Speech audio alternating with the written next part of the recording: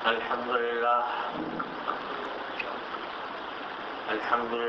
نحمده ونستعينه ونستغفره ونؤمن به ونتوكل عليه ونعوذ بالله من شرور أنفسنا ومن سيئات أعمالنا من يهده الله فلا مضل له ومن يضلله فلا هادي له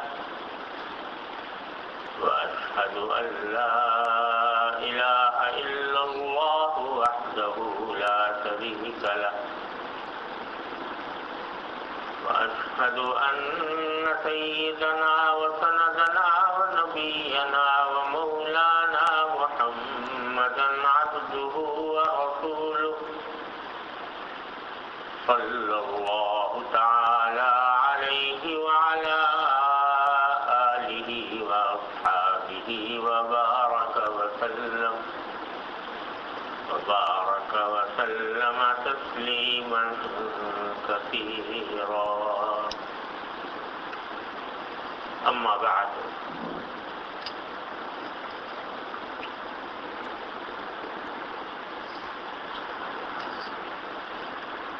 جن رذائل کا بیان پچھلے 8-9 دن سے ہوتا رہا، اللہ تبارک و تعالی ہم سب کو ان سے محفوظ فرمائے، لیکن ان کا سلسلہ دراز ہے، یعنی 2-3 چیزوں کا بیان ہو پایا ہے مشکل سے، اور آگے اس سے بھی کہیں زیادہ بہت سے گناہ ہیں باطن کے، حسد ہے، ریا ہے، بغض ہے، اور بھی بہت سے جن کے اندر انسان اس طرح مبتلا ہو جاتا ہے کہ پتہ بھی نہیں چلتا کہ میں اس میں مبتلا ہوا۔ اب ظاہر ہے کہ 1-2 روز میں 1-2 مجلسوں میں ان سب کا بیان ممکن نہیں، لیکن اس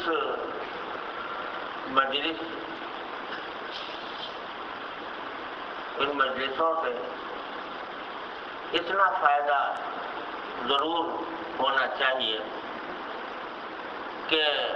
ان باتوں کی طرف کچھ توجہ ہو جائے، ان باتوں کی طرف کچھ توجہ ہو جائے اور اس کی فکر پیدا ہو جائے کہ جس اللہ تبارک و تعالی ہمیں ظاہر کے گناہوں سے بھی محفوظ رکھے اور باطن کے گناہوں سے بھی محفوظ رکھے، اس کی ایک فکر، اس کی توجہ پیدا ہو جائے، یہ فائدہ بھی کچھ کم ہے۔ اور آگے اپنے حالات کی اصلاح کے لیے جب ایک مرتبہ فکر اور توجہ اور کسی چیز کی اہمیت پیدا ہو جاتی ہے تو پھر اللہ خود انسان بندہ بھی اس کے لیے کچھ وقت نکال لیتا ہے، اللہ تعالیٰ کی طرف سے بھی مدد ہو جاتی ہے۔ ساری بلا ہے غفلت، کہ آدمی غفلت کی حالت میں زندگی گزارتا رہے، کچھ فکر نہ ہو کہ میں کیا کر رہا ہوں اور مجھے کہاں جانا ہے اور میری کیا خرابیاں ہیں، ان کی کیا اصلاح ہونی، کس طرح اصلاح ہونی ہے، اس کی کبھی فکر ہی نہ ہو، دھیان ہی نہ ہو، غفلت کے عالم میں آدمی وقت گزارتا رہے، یہ ہے بلا کی بات۔ اللہ تعالیٰ اس سے محفوظ رکھے۔ جب ایک مرتبہ یہ فکر پیدا ہو جاتی ہے اور غفلت کے پردے اٹھنے لگتے ہیں تو پھر راستے بھی انسان نکال لیتا ہے اور اپنے آپ کو ان ناجائز کاموں سے بچنے کی بھی کچھ نہ کچھ فکر ہو جاتی ہے۔ کسی اللہ والے کے پاس پہنچ جاتا ہے، وہ اس کی اصلاح کرنے کی کوشش کرتا ہے، اللہ تعالیٰ اپنا قبولیت رب فرما دیتے ہیں، اصلاح ہو جاتی ہے۔ تو اصل چیز ہے توجہ پیدا، اور دوسری چیز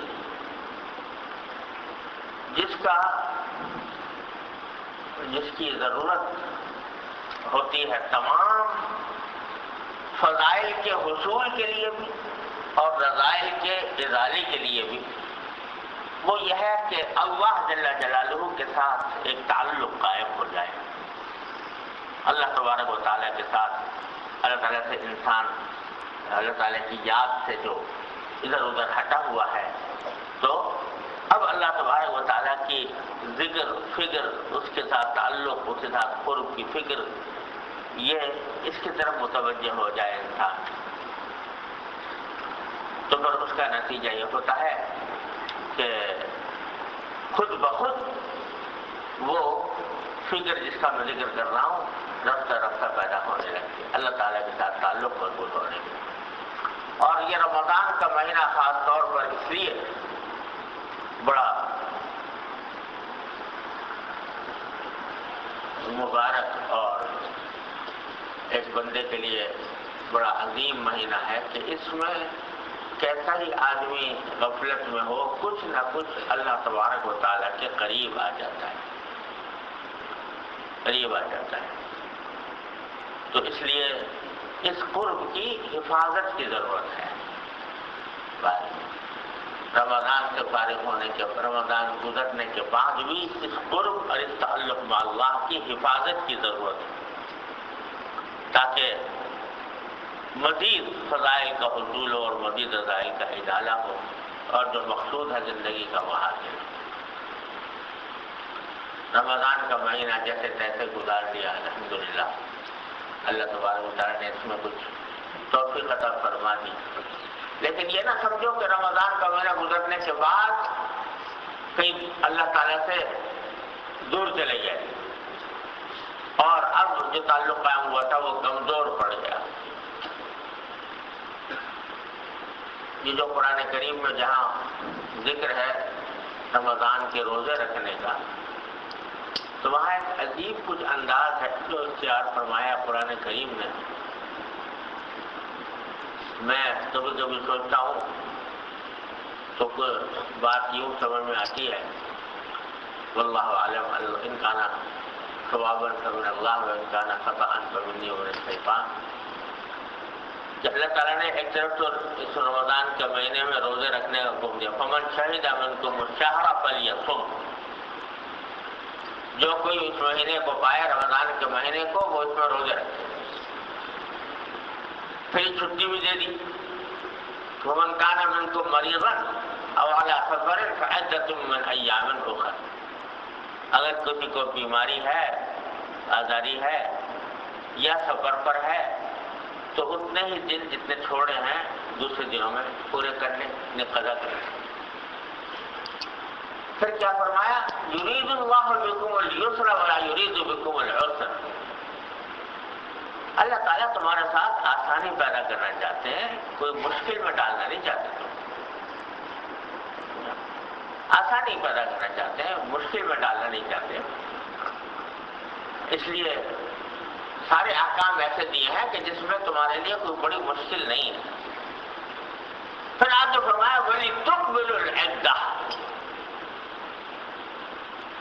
اور یہ حکم اس لیے دیے ہیں تاکہ یہ گنتی پوری کر لو، 29 دن کی گنتی یا 30 دن کی گنتی، 2 مہینے کی گنتی پوری کرو۔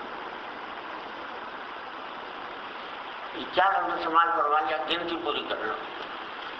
یوں کچھ خیال آیا واللہ عالم، کہہ رہے روزے تو کیا رکھو گے تم، روزے کی جو حقیقت ہے وہ کہاں حاصل کر پاؤ گے؟ روزہ تو جو حقیقی روزہ ہے وہ تو ہونا چاہیے ایسا روزہ کہ جس میں ما سوی اللہ سے قطع تعلق کر کے صرف ہم ہی سے تعلق پیدا کر لو اور کہیں تمہارا دھیان بھی نہ جائے۔ روزے کی حقیقت تو یہ ہوتی، لیکن وہ کہاں تم، وہ روزے جو اصل مطلوب ہے اور جو اصل مقام ہے روزے کا، وہ تم کہاں حاصل کرو گے؟ تم تو تمہارا دل کہیں، دماغ کہیں، فکر کہیں لگی ہوئی ہے، کچھ ہے، لیکن ہمارے حکم سے گنتی پوری کر لو، وَلِتُكْمِلُوا الْعِدَّةَ، یہ گنتی پوری کر لو۔ تو کیا ہوگا کہ گنتی پوری کرنے سے بھی کیونکہ تم نے ہمارے حکم کی بنیاد پر، ہمارے حکم کی تعمیل میں یہ گنتی پوری کی ہے، تو ہم تمہیں حقیقی روزوں کے فوائد سے نواز دیں گے انشاءاللہ۔ وَلِتُكْمِلُوا الْعِدَّةَ، تمہیں کوئی مشکل میں ڈالنا پیش نظر نہیں، تمہارے ساتھ آسانی کرنا چاہتے ہیں، کوئی تمہارے ساتھ مشکل نہیں کرنا چاہتے، اور یہ چاہتے ہیں کہ تم یہ گنتی پوری کر لو ہمارے حکم سے بس۔ نہ صحیح وہ بہت اعلیٰ مقام کا روزہ، لیکن ہمارے حکم سے گنتی پوری کر لو۔ وَلِتُكَبِّرُوا اللَّهَ عَلَى مَا هَدَاكُمْ، اور تاکہ تم اللہ کی تکبیر کہو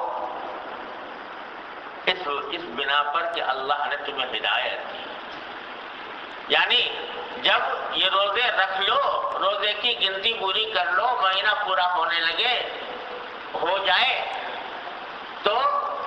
اللہ تعالیٰ کی بڑائی بیان کرو، اللہ تعالیٰ کی تکبیر کہو، اللہ اکبر، کہ میرے اللہ نے مجھے اس مہینے کے اندر اپنے فضل و کرم سے روزے کی توفیق بخشی۔ تو بڑائی اس کی ہے، بڑائی اس کی ہے، میری کوئی بڑائی نہیں، بڑائی اس کی ہے جس نے مجھے اس مہینے کے اندر توفیق بخشی، اور باوجود کہ میں ان روزوں کی حقیقت کو نہ پہنچ سکا، لیکن میرے ان روزوں کو اپنے فضل و کرم سے قبول فرما لیا، یہ بڑائی اس کی ہے۔ وَلَعَلَّكُمْ تَشْكُرُونَ، اور تاکہ تم شکر گزار بنو، تاکہ تم شکر گزار بنو، یعنی اللہ تبارک و تعالیٰ کا شکر ادا کرو اس توفیق پر جو اللہ تبارک و تعالیٰ نے تمہیں عطا فرمائی، اور اس بات پر کہ صرف تمہاری گنتی پوری کر لینے کو اللہ تعالیٰ نے اپنے حقیقی روزے شمار کر لیا،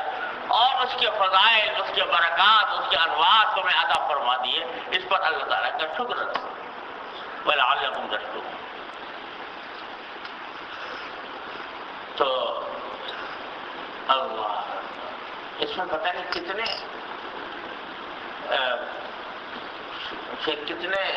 وسوسوں کا، کتنی گمراہیوں کا علاج فرمایا ہے۔ یعنی ایک طرف تو یہ ہوتا ہے کہ جب آدمی روزے رکھ لے تو کبھی کبھی تو شیطان یا نفس یہ کہتا ہے کہ تو کیا، تیرے روزے کیا، تو کیا، تیرے روزے کیا، اور تو در حقیقت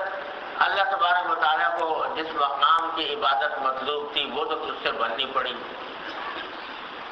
کیونکہ بننی پڑی لہذا یہ تیری عبادتیں معاذ اللہ اکارت ہیں، بیکار ہیں، کوئی ان کا حقیقی فائدہ حاصل نہیں ہو سکتا، اس قسم کا کوئی وسوسہ دل میں آ جاتا ہے بعضوں کا۔ تو اس کا جواب تو یوں دے دیا کہ ارے بھائی تم کس اس میں پڑ گئے کہ بھائی تم پیغمبروں کے مقام تک پہنچو گے، انبیاء کرام کے مقام تک پہنچو گے، ہم نے تو تمہارے ساتھ آسانی کا معاملہ کیا ہے، یرید اللہ بکم الیسر ولا یرید بکم العسر، گنتی بھی پوری کر لو گے کیونکہ ہمارے حکم سے کی ہے تو ہم انشاءاللہ تعالی اس کو بھی کامل ہی شمار کر دیں۔ ایک تو اس کا نظریہ ہو، دوسرا یہ ہوتا ہے کہ رمضان میں اگر عبادتیں کچھ کرنے کی توفیق ہو گئی، بعض اوقات ایسا ہوتا ہے تو نفس کھل جاتا ہے کہ بھائی تو نے تو بڑا تیر مارا،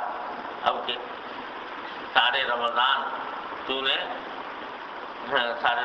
روزے رکھے، تراویح میں کھڑا رہا، تہجد پڑھا، قرآن کریم ختم کیے، تسبیحات پڑھی، اللہ تعالیٰ کی طرف متوجہ ہوا، راتوں کو جاگا، تو تیرے تو ماشاء اللہ بڑا تیر مار دیا، بہت بڑا کام کر دیا، اب تو بھی عابدوں کے فہرست میں تیرا شمار ہو گیا، بڑے عبادت گزاروں میں ہو گیا۔ جو ہم جیسے کم ظرف لوگ ہوتے ہیں کی بات کر کے یہ ان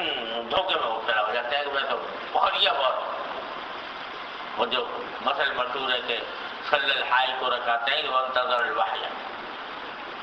کہ جو لائن نے 2 رکعتیں پڑھ لی تھی کبھی، اب انتظار میں بیٹھا ہے کہ مجھ پر وحی نازل ہوگی اللہ تعالیٰ کی طرف۔ تو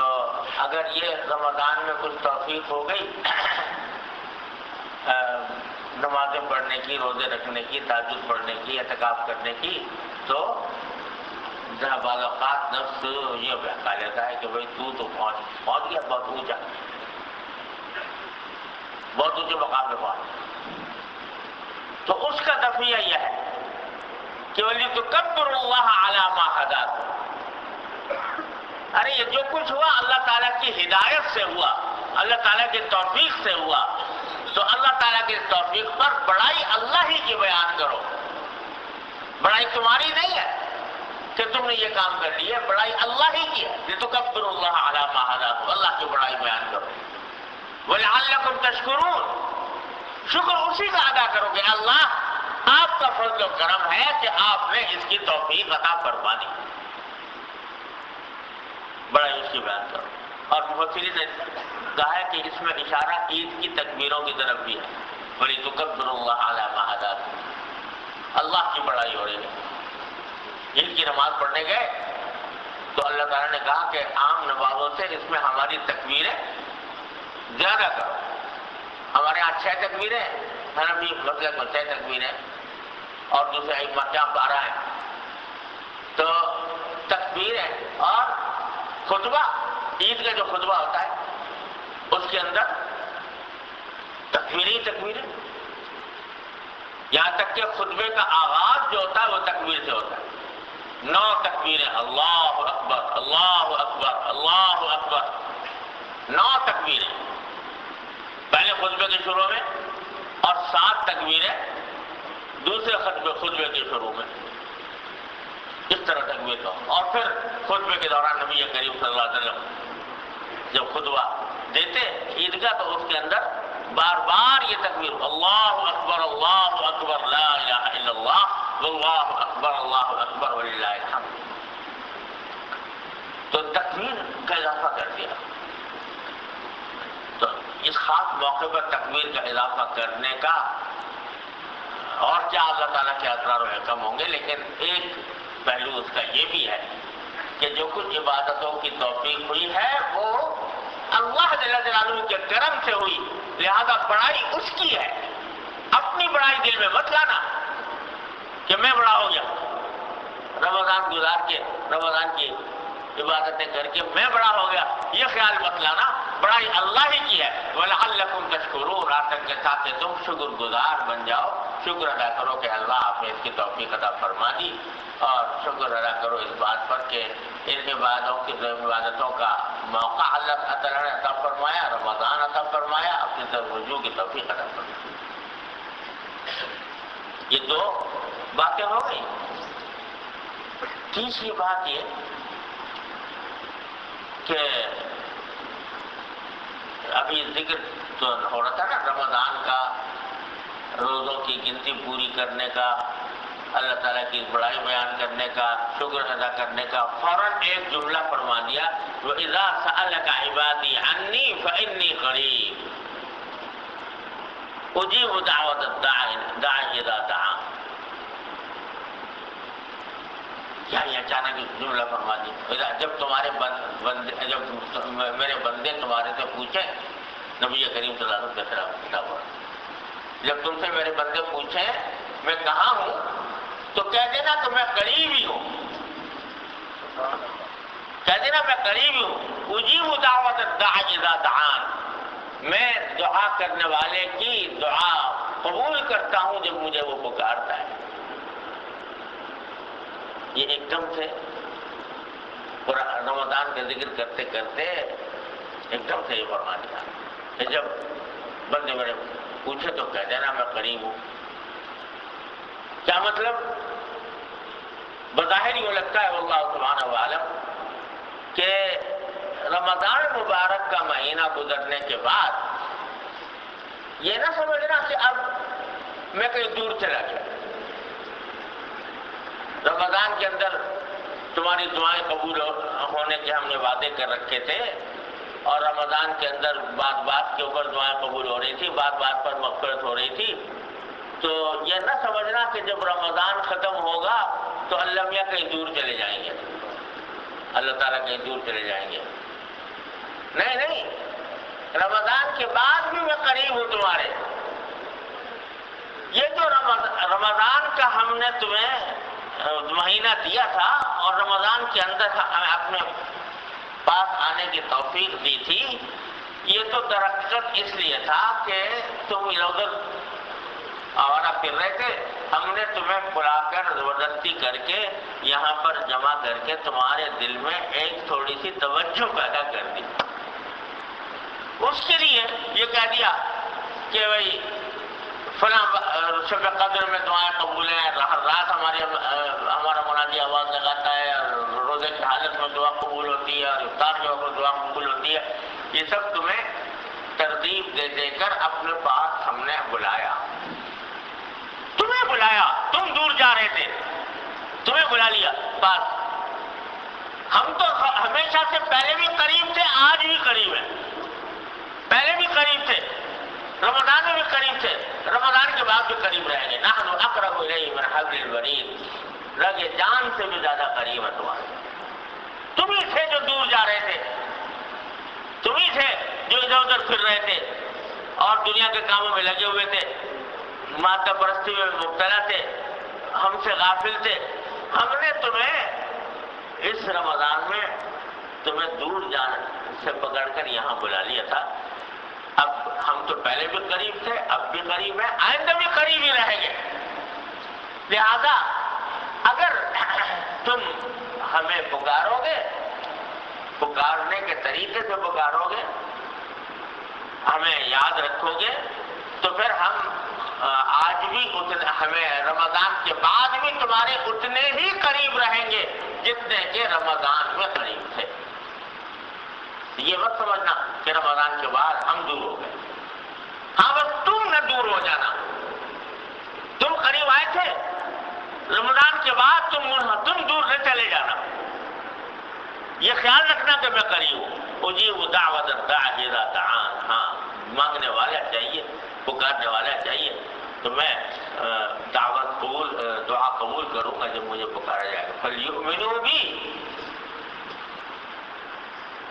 کیسے ہے؟ فَلْيُؤْمِنُوا بِي وَلْيَسْتَجِيبُوا لِي لَعَلَّهُمْ يَرْشُدُونَ، کیونکہ میں پکار سنتا ہوں، قریب ہوں، تو ان کو چاہیے بندوں کو کہ مجھ پر ایمان رکھیں، اور وَلْيَسْتَجِيبُوا لِي، وہ بھی تو میری بات مانے، وہ بھی تو میری بات مانے۔ میں تو کہہ رہا ہوں کہ قریب ہوں، تمہاری دعائیں سنوں گا، تمہاری دعائیں قبول کروں گا، تم بھی تو ہماری بات مان لو۔ وَلْيَسْتَجِيبُوا لِي، ہم نے جو احکام دیے ہیں ان کو بجا لاؤ، ہم نے جن باتوں سے روکا ہے ان سے بچ جاؤ، یہ تم بھی تو کرو۔ یہ تو نہیں کہ ہم تو اپنی طرف سے قریب ہیں، تم بھاگے جا رہے ہیں۔ وَلْيَسْتَجِيبُوا لِي لَعَلَّهُمْ يَرْشُدُونَ، اس کا نتیجہ ہوگا کہ تم راہ راست پر آ جاؤ گے۔ اللہ، اب ہمارے والد صاحب رحمۃ اللہ علیہ کا ایک شعر ہے،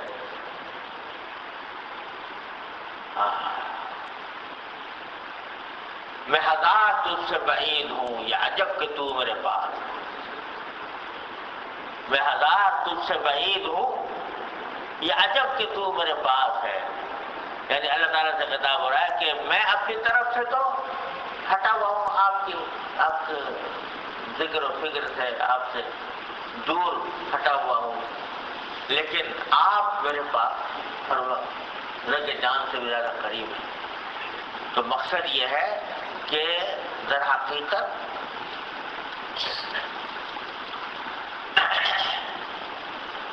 بندہ ہے جو دور چلا جاتا ہے، بندہ ہے جو دور چلا جاتا ہے، ورنہ اللہ تبارک و تعالیٰ تو بندے کے بالکل پاس ہے۔ انسان تعالیٰ کا عبادی انی فانی تو میں تو پاس ہوں، پاس رہوں گا، پاس آئندہ بھی رہوں گا۔ لیکن تم نہ ہٹ جانا پیچھے، تم نہ دور چلے جانا۔ تو حاصل کیا نکلا؟ بات جو عرض کرنا چاہ رہا تھا بات دور نکل گئی۔ کہنا یہ چاہ رہا تھا کہ رمضان کے بعد بھی اگر اس فکر کو زندہ اور تابندہ رکھا جائے اور اللہ تبارک و تعالیٰ کے ساتھ تعلق کو مضبوط کرنے کی فکر کی جائے تو پھر انشاءاللہ تعالیٰ رمضان کے انوار و برکات جو ہیں وہ رمضان کے بعد بھی ملتے رہیں گے، وہ ختم نہیں ہوں گے۔ اور اس کا طریقہ ہے کہ اللہ تبارک و تعالیٰ کے ساتھ تعلق کو مضبوط کرنے کی فکر کرنا۔ تو اس کا ایک ملفوظ پڑھ دیتا ہوں، اللہ تبارک و تعالیٰ ہم سب کو اس پر عمل کی توفیق عطا فرما دے، کہ فرمایا کہ اللہ تعالیٰ کی محبت اور اللہ تعالیٰ کے ساتھ تعلق اگرچہ امر غیر اختیاری ہے لیکن اس کے اسباب بندے کے اختیار میں، اسباب حاصل کرنا، تعلق مضبوط کرنے کے طریقے اور اسباب کو اختیار کرنا یہ بندے کے اختیار میں ہے۔ وہ کیا ہے؟ نمبر 1 کثرت ذکر اللہ، اللہ تعالی جلالہ کا ذکر جتنا کیا جائے گا اتنا ہی تعلق میں اللہ تبارک و تعالیٰ کے ساتھ تعلق میں اضافہ ہوگا۔ اور ذکر 2 قسم کا ہے، ایک تو وہ ذکر ہے کہ جو آدمی کسی وقت بیٹھ کر ذکر ہی کی نیت سے ذکر کرے، یہ کام بھی کرنا چاہیے، روزانہ ایک وقت مقرر کر کے، چاہے وہ فجر کے بعد ہو زیادہ بہتر ہے، اللہ تعالیٰ تہجد کی توفیق عطا فرمائے تو تہجد کے بعد ہو وہ سب سے بہتر ہے، یا فجر کے بعد ہو یا رات کو سونے سے پہلے ہو، کوئی ایک وقت مقرر کرنے سے بڑا فائدہ ہوتا ہے۔ وہ مقرر کر کے اس میں اللہ تعالیٰ کا ذکر اس معنی میں کہ کچھ تلاوت کلام پاک ہو جائے، کچھ عطیہ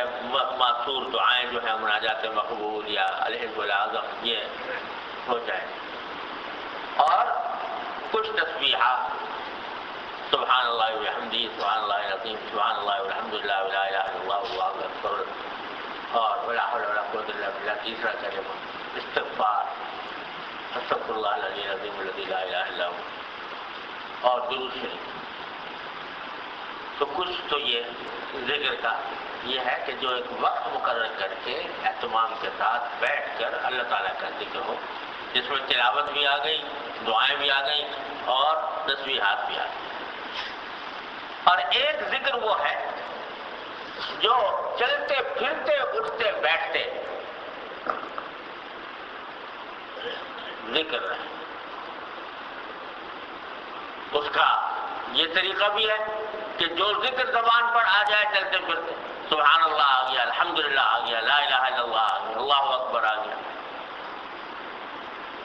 درود شریف آ گیا، استغفار آ گیا، جو بھی زبان پر آ جائے چلتے پھرتے آدمی وہ ذکر کرتا رہے۔ ایک اس کے لیے نہ کوئی تعداد مقرر، نہ کوئی جگہ متعین، نہ کوئی وقت متعین، چلتے پھرتے۔ ارے بھائی فاضل فضول جا رہے ہو کسی کام سے، راستہ قطع کرنا ہے، لمبا راستہ ہے،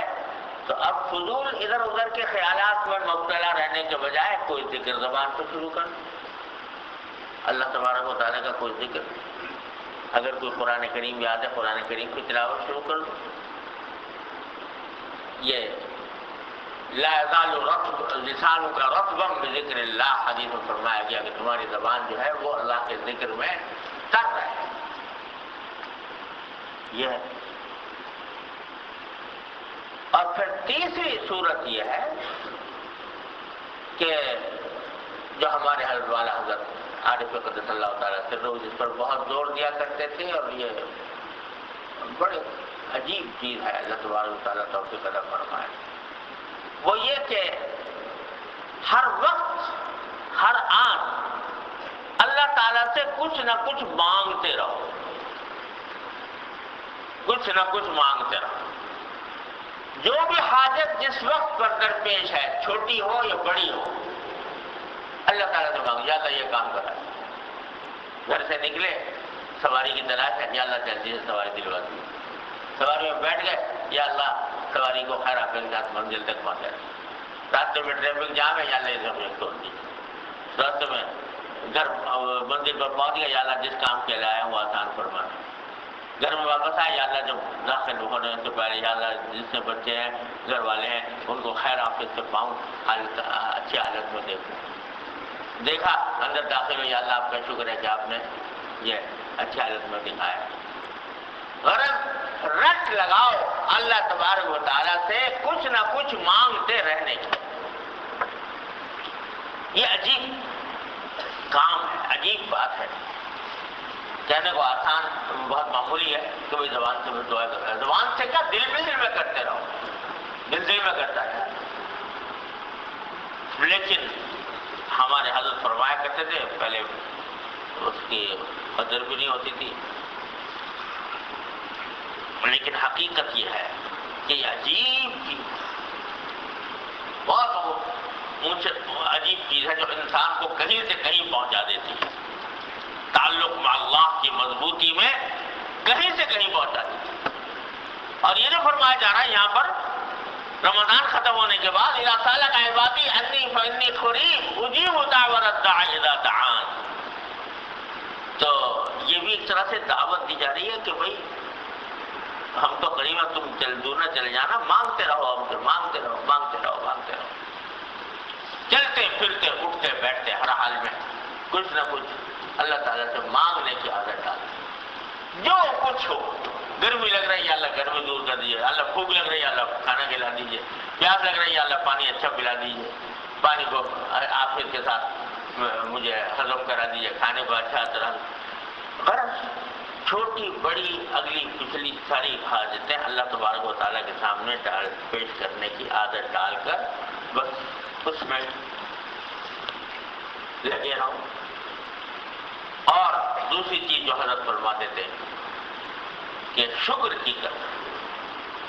اللہ جل جلالہ نے جو کچھ نعمتیں عطا فرمائی ہوئی ہیں ان نعمتوں کا استحضار کر کے ان کا دھیان کر کے ایک ایک نعمت کا دھیان کر کے اس پر اللہ تعالیٰ کا شکر ادا کیا. جو اچھی حالت آئے اس کے اوپر اللہ تعالیٰ کی. تو یہ دو باتیں جو ہوں گی نا، شکر اور دعا، کہ ہر وقت کچھ نہ کچھ یا دعا ہو رہی ہے یا اللہ تعالیٰ کا شکر ادا ہو رہا ہے. اور ایک دو چیزیں اور فرمایا کرتے تھے کہ اگر کوئی ناگوار حالت پیش آئی ہے تو اس پر انا للہ و انا الیہ راجعون کیا کہ صبر کرنا. اور اگر آئندہ کے لیے کوئی اندیشہ دل میں آ رہا ہے کہ ایسا نہ ہو جائے ویسا نہ ہو جائے تو اس کے لیے استعاذہ کرنا، یا اللہ میں آپ کی پناہ مانگتا ہوں اس شر سے جس کا اندیشہ دل میں پیدا ہو رہا ہے. یہ 4 اعمال فرمایا کرتے تھے. اچھی حالت پر شکر، ناگوار حالت پر صبر، ماضی پر استغفار اور آئندہ پر استعاذہ. اور 5ویں چیز جو ہے وہ دعا، کہ جو بھی استعاذہ بھی دعا ہے اور ویسے بھی دعا جو بھی حاجت پہ. کہ ان 5 اعمال کے اندر اگر انسان اپنے آپ کو دائر کر لے کہ ہر وقت ان میں سے کوئی نہ کوئی عبادت انجام پا رہی ہے، یا صبر کی عبادت، یا شکر کی عبادت، یا دعا کی عبادت، یا استغفار کی عبادت، یا استعاذہ کی عبادت، کوئی نہ کوئی عبادت انجام پا رہی ہے اور تعلق مع اللہ سے مضبوط ہو. تو یہ ہے کثرت ذکر اللہ، جو حضرت نے فرمایا کہ ایک طریقہ جو ہے تعلق مع اللہ میں داخل کا کثرت ذکر کا ہے. اللہ تعالیٰ اپنے رحمت سے فضل و کرم سے سب کو عطا فرما دے.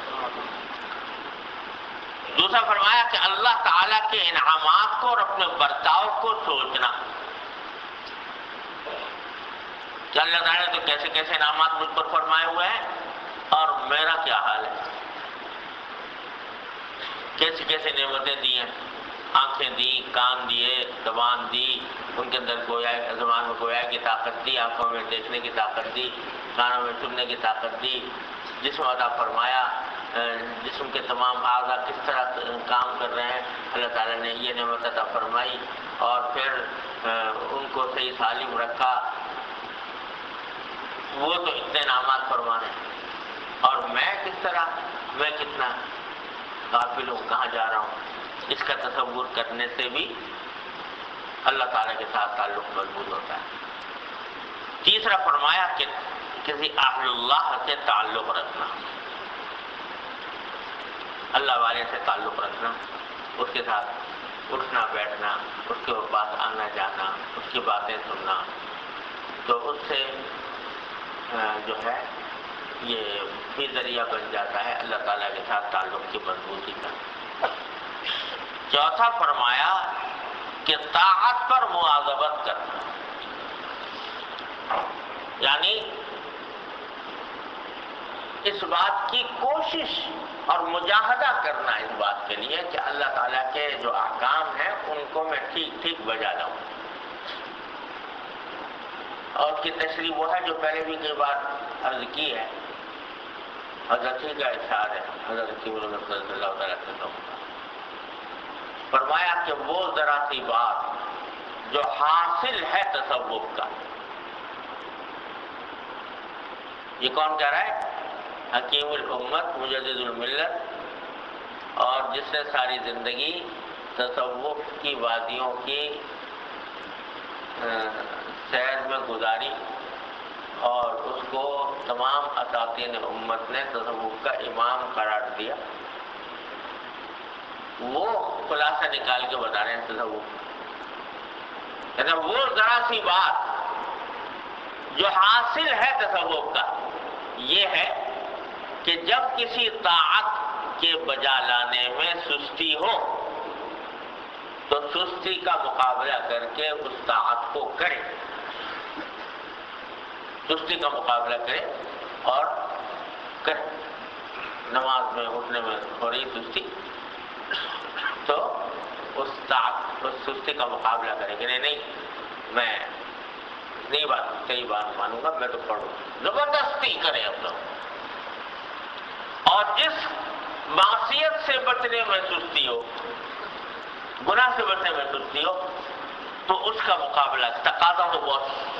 گناہ کرنے کا، اس تقاضے کا مقابلہ کر کے اس گناہ سے بچے. کیا مانا؟ کہ نفس جو ہے وہ جو راستے میں رکاوٹ بن رہا ہے، اللہ تعالیٰ کے احکام کی اطاعت میں رکاوٹ بن رہا ہے اور سستی پیدا کر رہا ہے، اس پر زبردستی کرے. یہ زبردستی کر کے طاعت کرے، معصیت سے بچے، طاعت کو بجا لائے، گناہ سے بچے. یہ کوشش، یہ فکر، یہ مجاہدہ، یہ ہے حاصل تصوف کا. تو فرماتے ہیں کہ جس کو یہ حاصل ہو گیا اسی سے تعلق مع اللہ پیدا ہوتا ہے، اسی سے باقی رہتا ہے اور اسی سے ترقی کرتا ہے. کہ بھائی یہ تو تم چوٹیں مارو اپنے نفس کے اوپر، جب تک یہ چوٹیں نہیں مارو گے تو اس وقت تک اللہ تبارک و تعالیٰ کا وہ قرب حاصل نہیں ہوگا جو مقصود ہے. یہ تو دل بنایا ہی اللہ تبارک و تعالیٰ نے اس کام کے لیے ہے کہ اس کے اوپر چوٹیں لگائی جائیں. تو بچا کے نہ رکھی سے کہ یہ آئینہ ہے وہ آئینہ، تو بچا کے نہ رکھ اسے کہ یہ آئینہ ہے وہ آئینہ جو شکستہ ہو تو عزیز در ہے نگاہ ہے آئینہ ساز. یہ دل جو ہے یہ اس میں جو نقصانی خواہشات پیدا ہوتی ہیں ان کو تو پیدا ہی اللہ نے اس لیے کیا کہ ان کو کچلا جائے، ان کو مارا جائے، ان کو دبایا جائے. اور جتنا دباؤ گے اتنا ہی شیشہ بنانے والے کی نگاہ میں وہ دل عزیز ہوگا. اللہ تبارک و تعالیٰ نے تو یہ اس کا مصرف رکھا ہے دل کا، اس میں خواہشیں پیدا ہو اور بندہ اللہ کی خاطر ان خواہشوں کو کچلے. جب کچلے گا تو اللہ تبارک و تعالیٰ اس دل کے اندر تجلی فرمائے. میں نے بھی ایک شعر کہا تھا، ہمارے حکیم مختار صاحب بہت پڑھا کرتے ہیں، لوگ جو سامنے پر بہت کہ درد دل دے کے مجھے اس نے یہ ارشاد کیا، درد دل دے کے مجھے اس نے یہ ارشاد کیا، ہم اسی گھر میں رہیں گے جسے برباد کیا. یعنی پہلے درد دیا خود، یعنی وہ خواہشات کو کچلنے کا حکم دے کر درد دل دیا کہ اس کو کچلو، اور جب کچل کر یہ برباد ہوگا، یہ دل اپنے خواہشات کو برباد کر کے ختم کر کے کچل کے برباد ہوگا، تو ہم اسی گھر میں رہیں گے جسے برباد کیا. اللہ تبارک و تعالیٰ اس کو تجلی فرمائیں گے، پھر اللہ تبارک و تعالیٰ کی محبت اس میں آئے گی، اللہ تعالیٰ کے ساتھ تعلق اس میں قائم ہوگا. تو یہ نسخہ ہے اللہ تعالیٰ کو کا قرب حاصل کرنے کا. وہ تو قریب ہے، ہمیشہ قریب ہے. تم قریب جانے کے لیے یہ اپنی خواہشات کو جتنا کچلو گے اتنا ہی قریب آ جاؤ. حضرت امام احمد بن حنبل رحمۃ اللہ علیہ اتنے بڑے فقیہ بھی ہیں، محدث بھی ہیں، صوفی بھی ہیں. وہ خواب میں زیارت ہوئی اللہ جل جلالہ. کبھی کبھی بزرگوں کو اللہ تعالیٰ کی بھی زیارت خواب میں ہو جاتی، اللہ جانے کس شکل میں ہوتی ہے. تو خواب میں زیارت ہوئی اللہ تبارک و تعالیٰ کی. پوچھا کہ یا اللہ یا رب کیف السبیل الی، یا اللہ آپ تک پہنچنے کا راستہ کیا ہے؟ یعنی آپ تو خود قریب ہیں، میں کیسے قریب جاؤں آپ کے؟ وہی بات، آپ تو ہیں قریب، لیکن میں آپ کے کیسے قریب جاؤں؟ کیف السبیل الی، اللہ آپ تک پہنچنے کا کیا راستہ ہے؟ تو کیا خوبصورت جملہ جواب میں فرمایا گیا. فرمایا اترک نفسک وتعال، اترک نفسک وتعال، یہ اپنے نفس کی ناجائز خواہشات کو چھوڑ دو اور چلے آؤ. نفس کی ناجائز خواہشات کو چھوڑو اور چلے آؤ. تو کیا مانا کہ جتنا جتنا تم نفس کی ناجائز خواہشات کی مخالفت کرو گے، طے کر لو گے کہ یہ بات اس کی نہیں ماننی، چاہے دل پر آرے چل جائیں، چاہے کتنی ہی مشقت پیش آئے، چاہے کتنی مشکل معلوم ہو، نفس کے ان ناجائز تقاضوں پر عمل نہیں کروں گا. جس دن تم نے یہ عزم کر لیا اور اپنے نفس کے تقاضوں کو کچلنا شروع کر دیا، اسی دن ہمارا قرب دل ہے. اترک نفسک وتعال. تو اللہ تبارک و تعالیٰ یہ حضرت فرمانے ہیں. تو خلا سے کیا نکلا؟ کثرت ذکر اللہ، کثرت ذکر اللہ، کسی اللہ والے کے ساتھ تعلق کا قائم رکھنا، اس کی صحبت میں آنا جانا. وہ کچھ کہے بھی نہیں تو مجرد صحبت بھی اس کی مفید ہوتی ہے، اس کے نتیجے میں بھی اللہ تبارک و تعالیٰ کے ساتھ تعلق میں اضافہ ہوتا ہے. تیسرا دوام طاعت، یعنی اللہ تعالیٰ کے احکام کی بجا آوری میں نفس کی مخالفت کرنا. شروع میں دشوار ہوتا ہے، شروع میں یہ مشکل ہوتا ہے کہ بھئی نفس کی کا تقاضا اتنا شدید ہو رہا ہے، میں اس سے اپنے آپ کو کیسے بچاؤں، مشکل لگتا ہے. لیکن جو زبردستی آدمی کرتا چلا جاتا ہے، زبردستی نفس کی خواہشات کو کچلتا جاتا ہے، وہ تقاضے بھی پھر رفتہ رفتہ مزمحل اور کمزور ہوتے چلے جاتے ہیں، یہاں تک کہ بہت ہی ضرورت پڑ جاتی ہے. پھر اس کچلنے میں مزہ آتا ہے، اس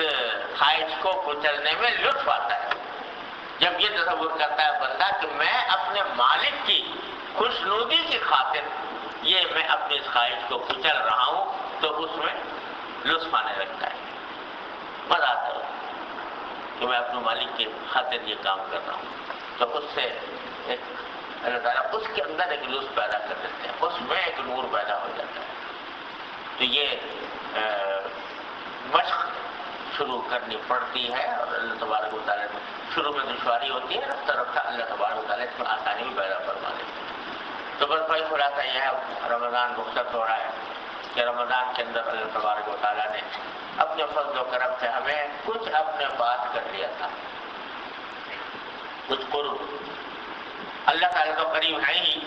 لیکن ہمیں بھی اپنے پاس بلا لیا کہ ہمارے پاس آ جاؤ، اور اس کے نتیجے میں اللہ تعالیٰ نے کچھ عبادتوں کو بھی توفیق عطا فرما دی۔ تو اب اللہ تعالیٰ کا شکر ادا کر کے اب کوشش یہ رکھنی ہے کہ یہ جو قریب بلایا گیا تھا یہ سلسلہ بند نہ ہو رمضان کے بعد، بلکہ رمضان کے بعد بھی ہم اللہ تبارک و تعالیٰ کے ساتھ تعلق کو مضبوط کیے رکھیں، اور اس کے کچھ تدبیریں یہ ابھی عرض کی گئیں۔ اللہ تبارک و تعالیٰ اپنے رحمت سے، اپنے فضل و کرم سے ہم سب کو ان پر عمل کرنے کی توفیق عطا فرمائے۔ اللہم صلی علی سیدنا مولانا محمد وعلی آل محمد کما صلیت علی ابراہیم وعلی آل ابراہیم انک حمید مجید۔ ربنا ظلمنا انفسنا وان لم تغفر لنا وترحمنا لنكونن من الخاسرین۔ ربنا ظلمنا انفسنا وان لم تغفر لنا وترحمنا لنكونن من الخاسرين۔ ربنا ظلمنا انفسنا وان لم تغفر لنا وترحمنا لنكونن من الخاسرين۔ ربنا آتنا في الدنيا حسنة وفي الآخرة حسنة وقنا عذاب النار۔ ربنا آتنا في الدنيا حسنة وفي الآخرة حسنة وقنا عذاب النار۔ اللهم وفقنا لما تحب وترضى من القول والفعل والعمل والنية والحسن، إنك على كل شيء قدير۔ اللهم إنا نشهدك أننا نشهد أن لا إله إلا أنت وحدك لا شريك لك۔ اللهم إنا نشهدك ونشهد جميع خلقك أننا نشهد أن لا إله إلا أنت وحدك لا شريك لك۔ نستغفرك ونتوب إليك، نستغفرك ونتوب إليك، نستغفرك ونتوب إليك۔ اللهم يا رب الرحيم أسلمنا أنفسنا إليك، اللهم أسلمنا أنفسنا إليك، اللهم أسلمنا أنفسنا إليك، وفوضنا أمرنا إليك، فوضنا أمرنا إليك، وفوضنا أمرنا إليك، وألجأنا ظهرنا إليك، وألجأنا ظهرنا، لا ملجأ ولا منجأ منك إلا إليك، لا ملجأ ولا منجأ منك إلا إليك۔ اللهم آمنا بكتابك الذي أنزلت وبنبيك الذي أرسلت صلى الله عليه وسلم، فاغفر لنا ذنوبنا وإسرافنا في أمرنا وثبت أقدامنا وانصرنا على القوم الكافرين۔ اللهم يا أرحم الراحمين، يا غياث المستغيثين، يا أمان المستجيرين، يا مجيب دعوة المضطرين، رحمن الدنيا ورحيمها، ارحمنا برحمة تغنينا بها عن رحمة من سواك۔ اللهم اجعلنا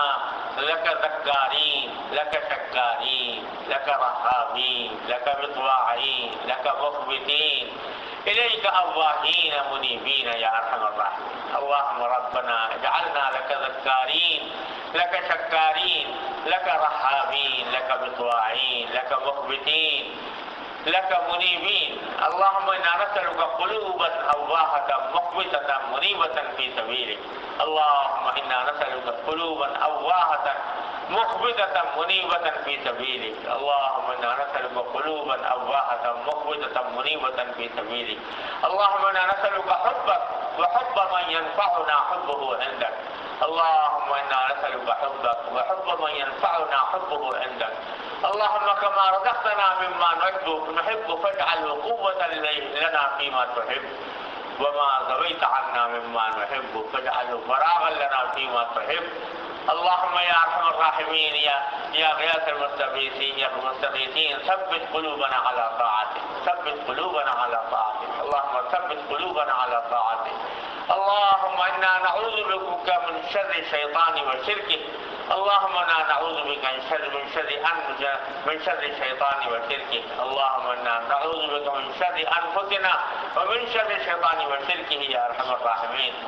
اللهم يا غياث المستغيثين، يا أمان المستجيرين، یا ہمارے اصلح لنا شأننا کلہ، اصلح لنا شأننا کلہ ولا تکلنا الی انفسنا طرفۃ عین ولا تکلنا الی انفسنا طرفۃ عین اللهم رحمتک نرجو، اللهم رحمتک نرجو ولا تکلنا الی انفسنا طرفۃ عین اللهم رحمتک نرجو ولا تکلنا الی انفسنا طرفۃ عین اللهم لا تهملنا غترا ولا تنسنا ذکرا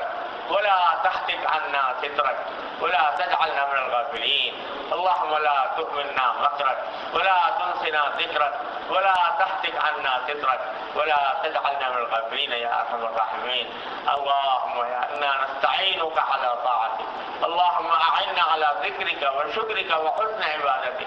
اللهم انا نسألك تمام العافية ونسألك دوام العافية ونسألك الشكر على العافية اللهم اجعلنا من عتقاء رمضان يا ارحم الراحمين اللهم اجعلنا جميعا واهلينا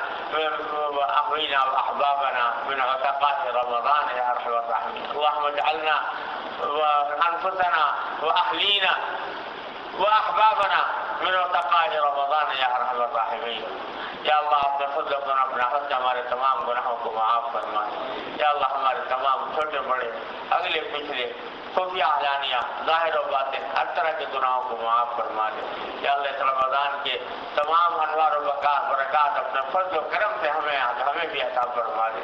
یا اللہ اپنے رحمت سے ہم سب کو عتقائے رمضان میں شامل فرما لے یا اللہ ہم سب کو عتقائے رمضان میں شامل فرما لے یا اللہ رمضان میں آپ نے اپنے فضل و کرم سے جو کچھ آپ نے توفیق عطا فرمائی اے اللہ اس پر آپ ہی کا شکر ہے اے اللہ آپ ہی کا ہم شکر ادا کرتے ہیں اے اللہ اس میں جو کوتاہیاں ہوئی یا اللہ جو غفلتیں ہم سے ہوئی اپنی رحمت سے یا اللہ ان کو معاف فرما دے ان پر ہم استغفار کرتے ہیں یا اللہ یہ آپ نے اپنے فضل و کرم سے جو انوار و برکات رمضان مبارک کے عطا فرمائے اے اللہ رمضان کے بعد بھی یا اللہ ان کو باقی اور جاری ساری رکھیے یا اللہ ہمیں تعلق میں اللہ کی دولت عطا فرمائیے یا اللہ اپنی ذات کے ساتھ تعلق اور محبت کی دولت عطا فرمائیے یا اللہ دوام طاعت عطا فرمائیے اے اللہ کثرت ذکر عطا فرمائیے یا اللہ اپنے رضا کے مطابق زندگی عطا فرمائیے یا اللہ اپنے رضا کے مطابق زندگی عطا فرمائیے یا اللہ اپنے تعلق کو یا اللہ قوی سے قوی اور مضبوط سے مضبوط کر بناتے رہیے یا اللہ اللهم اجعل الحياة زيادة لنا في كل خير اللهم اجعل الحياة زيادة لنا في كل خير واجعل الموت راحة لنا من كل شر واجعل الموت راحة لنا من كل شر اللهم إنا نسألك من خير ما سألك منه عبدك ونبيك محمد صلى الله عليه وسلم ونعوذ بك من شر ما استعاذك منه عبدك ونبيك محمد صلى الله عليه وسلم ربنا تقبل منا إنك أنت السميع العليم وتب علينا إنك أنت التواب الرحیم یا اللہ جو کچھ دعائیں مانگنے کی توفیق ہوئی ہے رمضان کے اندر اللہ اپنے فضل و کرم سب کو قبول فرما لیجیے یا اللہ کوئی رد نہ فرمائیے یا اللہ سب ساری دعائیں اپنے فضل و کرم سے قبول فرما لیجیے کوئی دعا رد نہ فرمائیے اے اللہ کوئی دعا رد نہ فرمائیے اللہم لا تجعلنا من دعائک شقیہ وکن لنا رؤوفا رحیما یا اللہ اپنے رحمت ساری دعائیں اپنے فضل و کرم سے قبول فرما لے یا اللہ ساری دعائیں اپنے فضل و کرم سے قبول فرما لے یا اللہ ساری دعائیں قبول فرما لے یا اللہ جو دعائیں نہیں کر سکے دل میں تھی اے اللہ وہ بھی قبول فرما لے یا اللہ جو